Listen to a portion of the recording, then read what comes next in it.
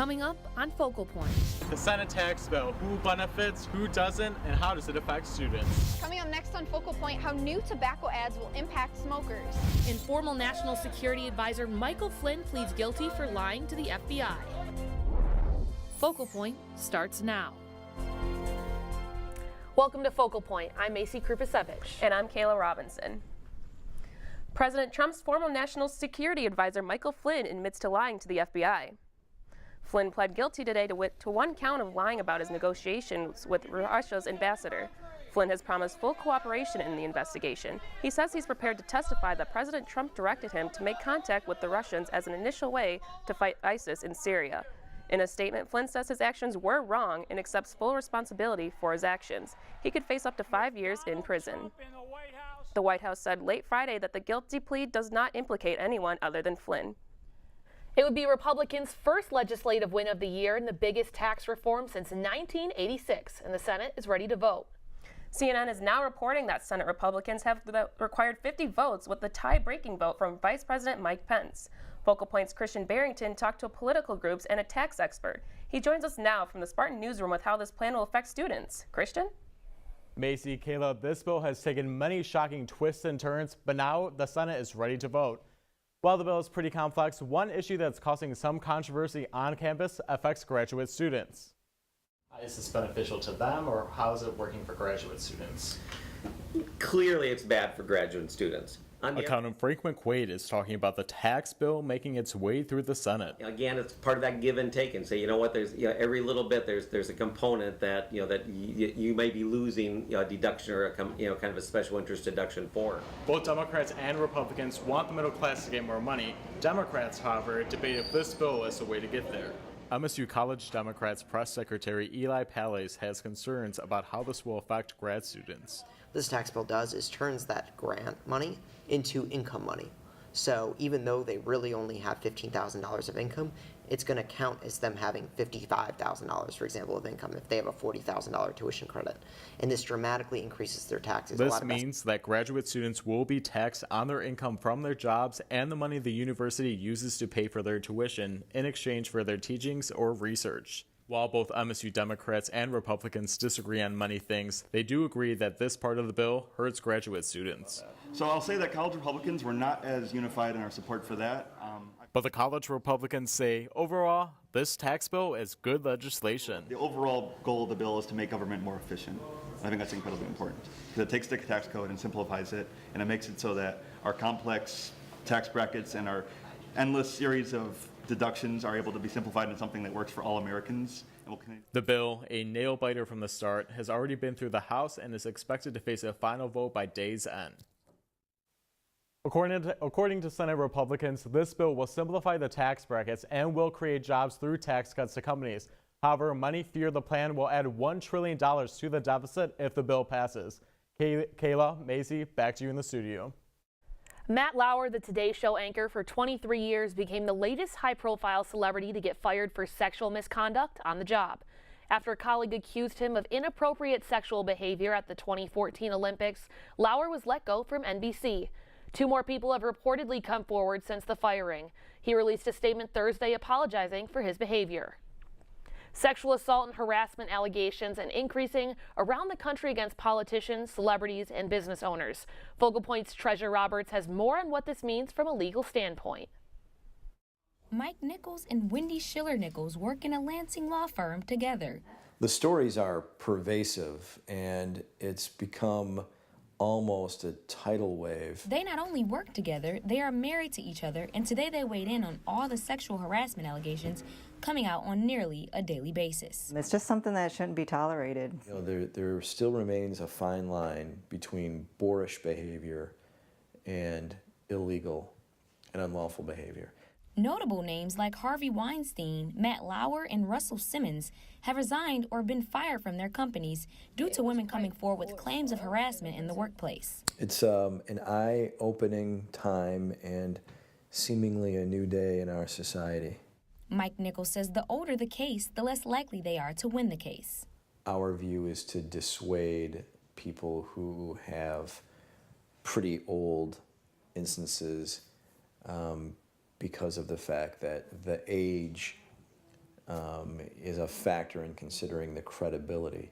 I mean, if a woman 30 years later comes and says, you know, brings up these allegations like the MSU stuff that's going on, you know, it's too old. Attorney Wendy Schiller-Nichols thinks some allegations, in some cases, may be money-related. I just think that the women in those certain circumstances are just seeing dollar signs. Whether these women's claims are true or not, the Nichols firm still says sexual misconduct in the workplace should not be tolerated. It's time for people to really recalibrate how we look at relationships in the workplace. Mike Nichols says all of these allegations are going to make our society much more careful moving forward.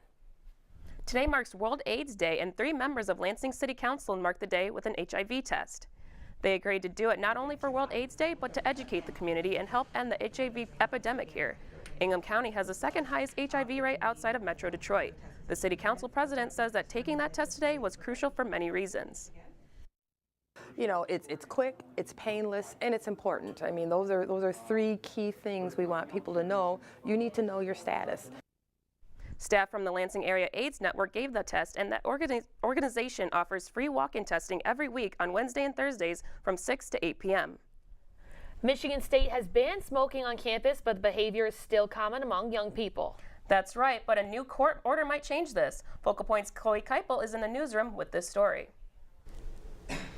Kayla Macy, according to the Centers for Disease Control, smoking cigarettes claims the lives of nearly 1 in 5 Americans. And now big tobacco companies are being forced to tell consumers just how deadly their products are.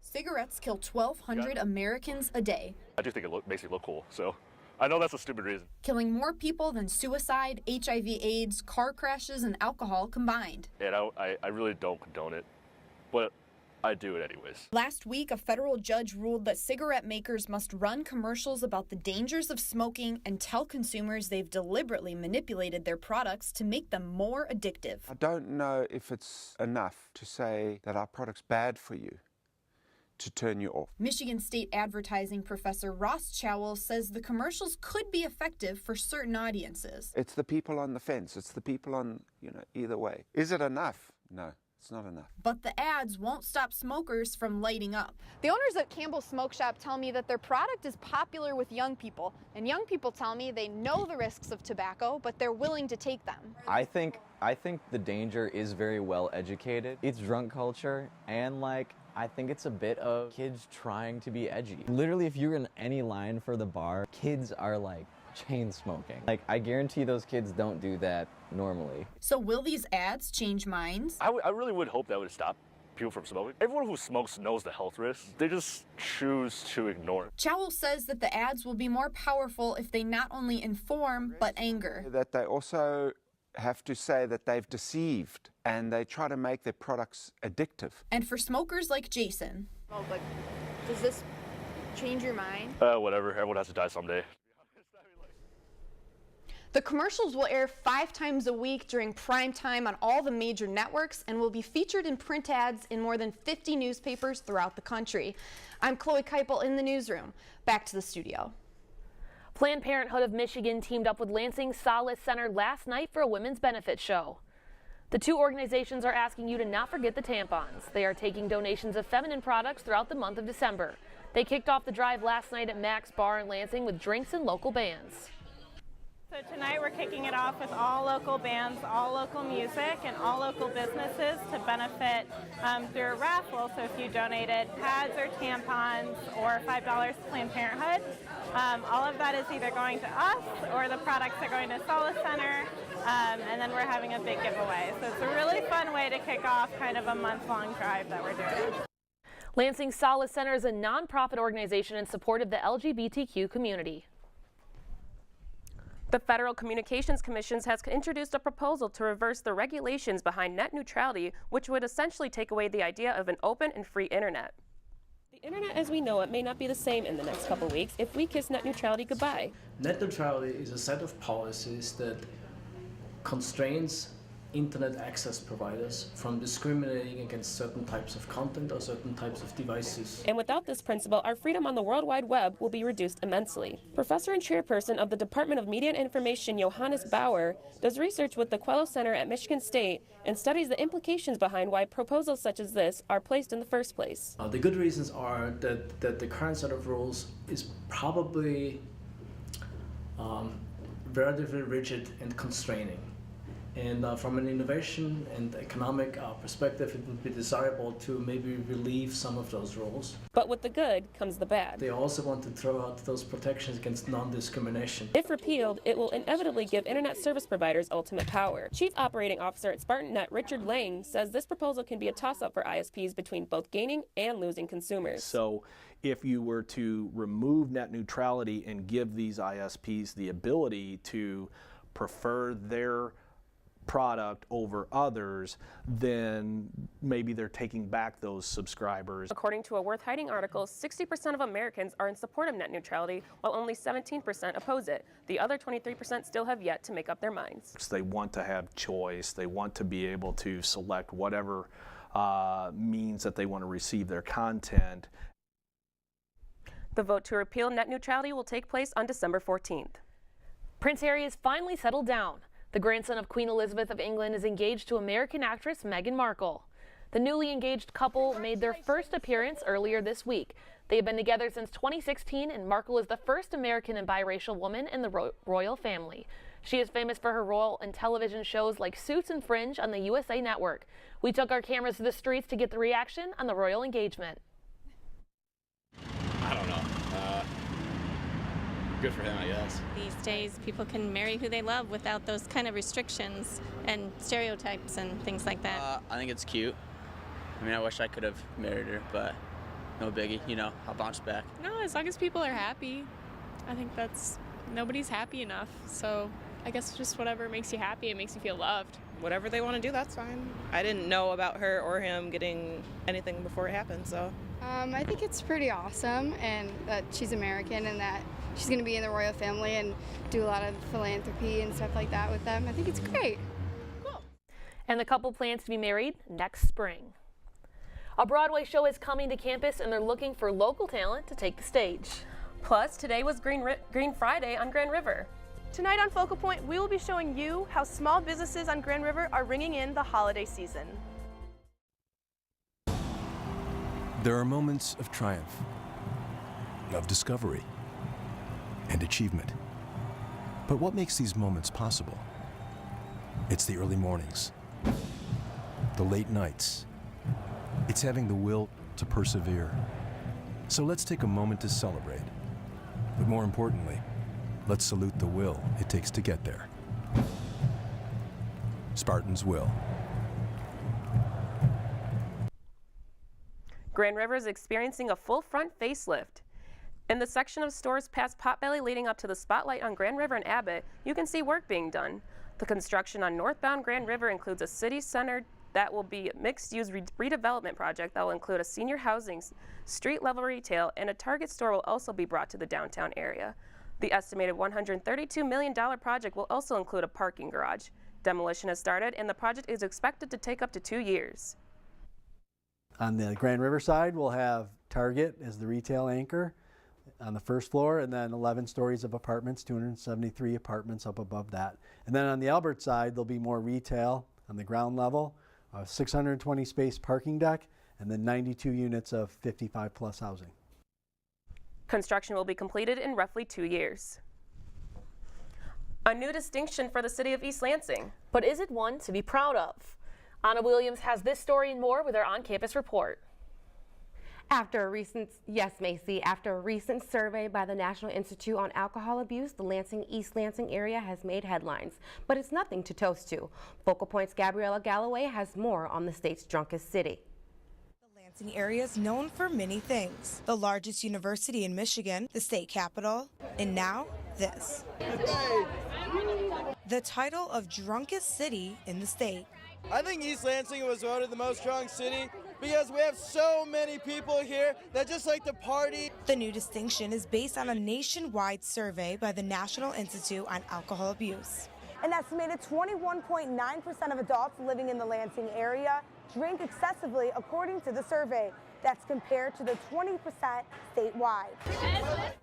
One student thinks the success of MSU sports could be a reason behind being named the most drunk city. Best basketball team in the state, best football team in the state. Like, it's because we have, yeah, and it's the biggest school in the state too. However, based on his own observations, Judge Ball, a district judge in East Lansing for 25 years and a resident for 31 years, says, according to his court data, he's not sure how the study came to this conclusion. The data that I would look at to make that determination would be the number of arrests and the number of prosecutions relating to alcohol consumption or alcohol-related conduct. However, Judge Ball says that his observations are based on court data and the cases that are brought to him.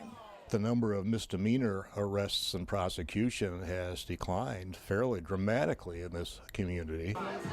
In Lansing, Gabriella Galloway, Focal Point News. The Lansing area has a population enrolled in college that doubles the national average. The survey gave that as another reason for the drunkest city designation. If MSU gear is on your holiday list, officials at the university are cautioning shoppers to keep an eye out for the officially licensed tags on MSU items. Michigan State University has earned more than $40 million in the past 10 years from Spartan merchandise, money that goes to scholarships and student programming. That's why they say it's so important to buy the items that are officially licensed, everything from apparel to cookware. Additionally, shoppers who purchase unlicensed merchandise risk receiving inferior quality goods. Look for the label that says, licensed MSU merchandise and explain how that money then can give back to the student environment or scholarships or whatever. I think that might be a good way to do that.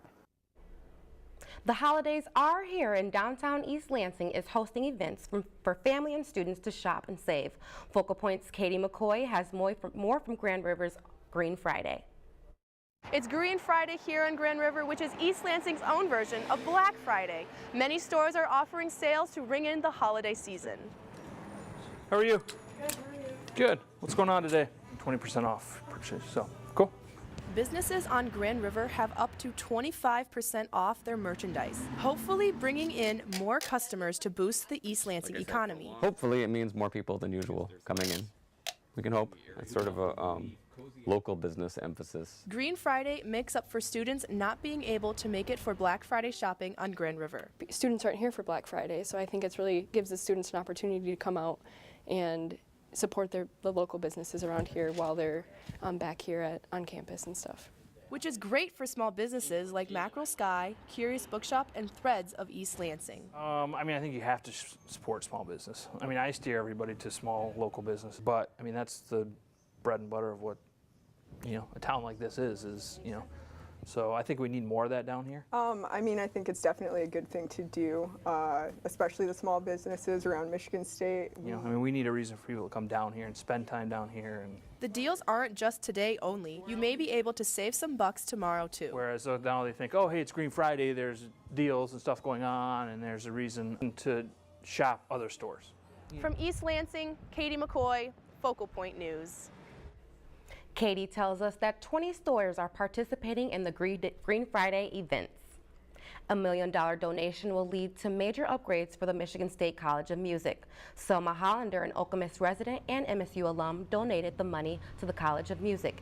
It will be used for renovations, including a classroom for choral and opera rehearsals and a recital space. The updated acoustic space will allow opera students to practice in a room that is the same size as the theater where they perform. Hollander and her late husband, Stanley, have always been supporters of the arts. According to Senior Director of the Advancement Office, Rebecca Surian, Hollander was very excited to be able to make this contribution. Stanley always told Selma that if he had $1 million, he would love to just give it to Jim and do with what he could in order to benefit the College of Music. So it was particularly exciting for Selma to be able to make this gift commitment to the Music Pavilion. There is no start date for when the construction project for this project will begin. ASMSU's just announced that they will be be the host of the Big Ten Conference this January. It will be the first time in 7 years that they have hosted the big event for Big Ten college governments. College climate and sexual assault will be the key points discussed at the conference. It takes place January 12th through the 14th. Waitress, the Broadway musical, is coming to East Lansing's Wharton Center, and the show is looking for local girls to star in its finale. The Broadway hit follows the story of a young woman struggling with a loveless marriage and her dreams of being a pie maker. Waitress will cast two 4 to 5-year-old girls to play Lulu, a sweet and carefree child who will appear in the final scene. The girls will alternate the role for the 8-show run this January. Also, it is a really chaotic moment in the show. There's a lot going on. We've got moving scenery, pies flying in the air, menus, diner food, people singing, dancing. So it really has to be someone who's going to be able to be confident and hold their own in front of 2,000 plus people. The show features original music from Sarah Bareilles and will play at the Wharton Center January 23rd through 28th. That's what's happening on campus. I'm Anna Williams. MSU football looks to flip the script against Rutgers. And men's basketball plays a rare non-conference matchup between top 5 teams. Focal Point's Griffin Wasik has more from the sports desk. The last time MSU and Notre Dame squared off at the Breslin Center was 1974. Well, these two teams took center stage at the Breslin Center last night. We'll show you how it went down after the break. When do we give up? When do we just close our eyes and say, that's it? This water's too polluted. This disease too far along. To a Spartan, the answer is simple. Never. Because Michigan State was founded on the belief that our purpose is to make the world a better place. And when you're open to unconventional thinking, value people's differences, and are willing to forge true partnerships, then and only then can you solve the world's toughest problems. Like renewable energy, clean water, and Parkinson's disease. Because we know our true triumph lies in the impact we make on the world around us. And after all, if we don't do it, who will? Spartans will. Welcome back to Focal Point. I'm Griffin Wasik with this week's sports. The Michigan State men's basketball team beat North Carolina last Sunday to win the PK 80 Invitational. Fresh off the win, the Spartans hosted 5th-ranked Notre Dame last night at the Breslin Center. We start in the second half as Cassius Winston bounces the ball down low to Nick Ward, who converts the baby hook and extends the lead to 17.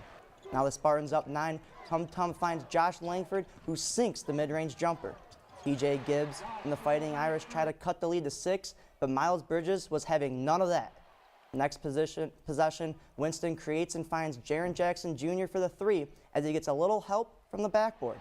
Winston passes to Bridges, who brings home the alley-oop and increases the Spartans' lead to 15. This time it's Bridges passing to Winston, who drills a 3 in the corner. Winston finished with 17 points and 7 assists. With the shot clock winding down, Winston throws up a prayer, and Matt McQuaid gets the offensive board and tip shot to put the Spartans back up 20.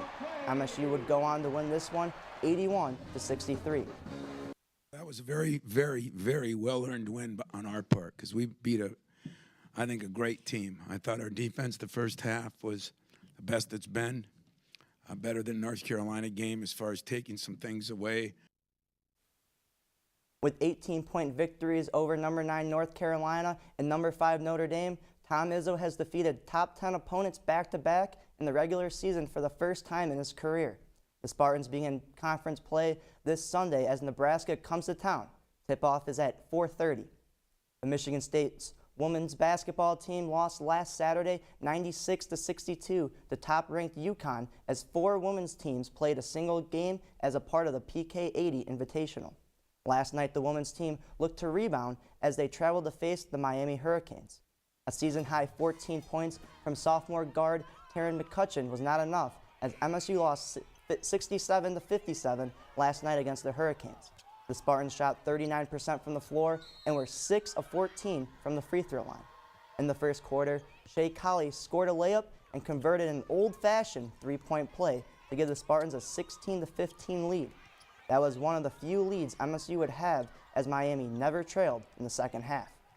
The Spartans have now dropped 2 straight after starting the year 4-0.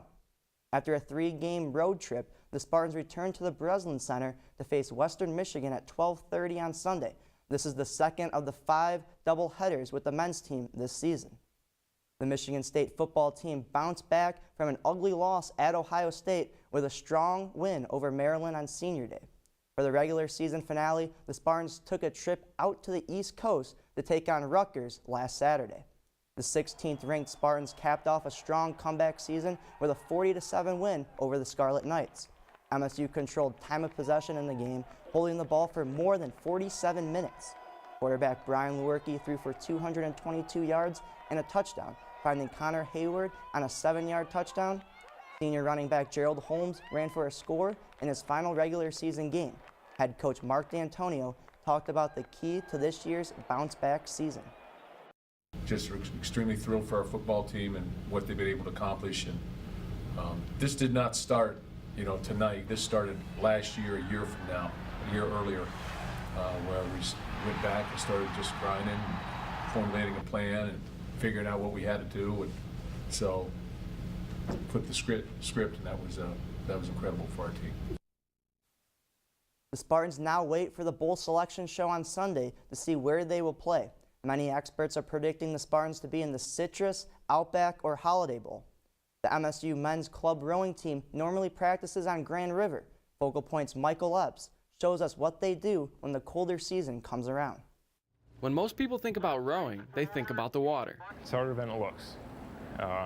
People probably think it's like kayaking when you can just stick an oar in the water and you're going. But for northern schools like Michigan State, the winter months are spent indoors. I like the winter training just because it makes us better. The Novice Club rowing team practices on campus in Demonstration Hall. Being a club sport, we work with what we got, and this works. Let's go ahead and get back into the middle.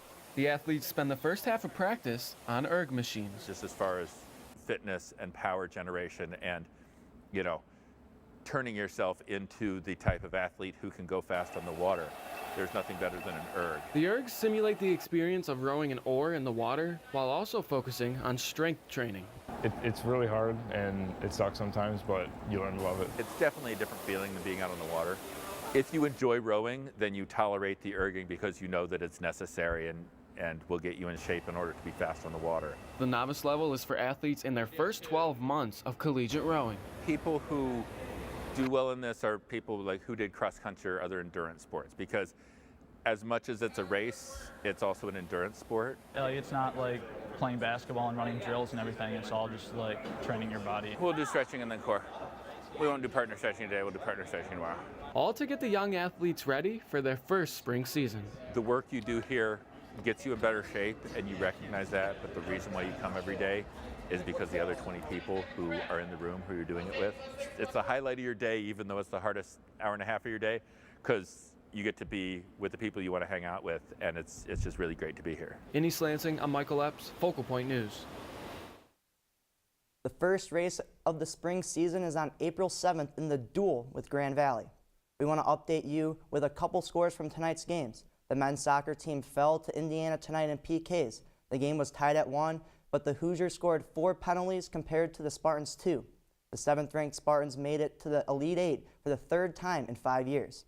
It was a good season for Damon Rensing's club, but that's a tough way to go out. And the MSU volleyball team swept Missouri State 3-0 in the first round of the NCAA tournament. They stay in Omaha to square off against the winner of Creighton and Coastal Carolina. That's what's happening in sports. I'm Griffin Wasick. Macy, back to you. And finally tonight, attention dog lovers, the Ingham County Kennel Dog Show started today with specialty competitions. Hundreds gathered at the MSU Pavilion to watch dogs compete in 2 different types of competitions, agility and conformation. The agility part tests how dogs run through tunnels, jump over hurdles, and complete an obstacle course in the fastest time without messing up. Conformation is where judges determine a dog's overall appearance and structure within its breed. Ingham County Kennel Club Show Chair Vicki Bovee says it's a great family event. It's just a good family affair, and it's good to come see the dogs. And and we keep the price low. Admission is $5 adults, $3 for children. I mean, because we want families to come out. We want people to come out and enjoy the dog show. Top-ranked dogs in the nation will be competing this weekend, and the show continues 8 to 4:30 on Saturday and 8 to 3:30 on Sunday. Those dogs were just so cute. Oh my gosh, I wish I could make it this year, but maybe next year. Yep, same. And that's our show for tonight. We leave you now with some sights and sounds from the musical Neverland, which opens at the Wharton Center next week. Good night, everyone. Is it real or a mystery scientifically? Turn the whole world upside down and you'll see. Believe, believe, believe. Right then, not now. Your heart so much faster. Without it, beat won't your heart be my master. You must find a conquer the demons. I won't have to wait any longer. Now I'm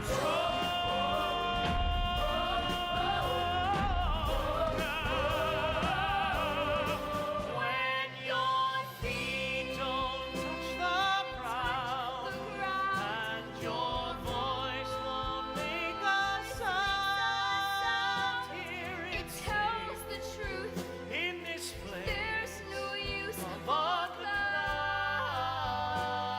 clouds. When your feet don't touch the ground.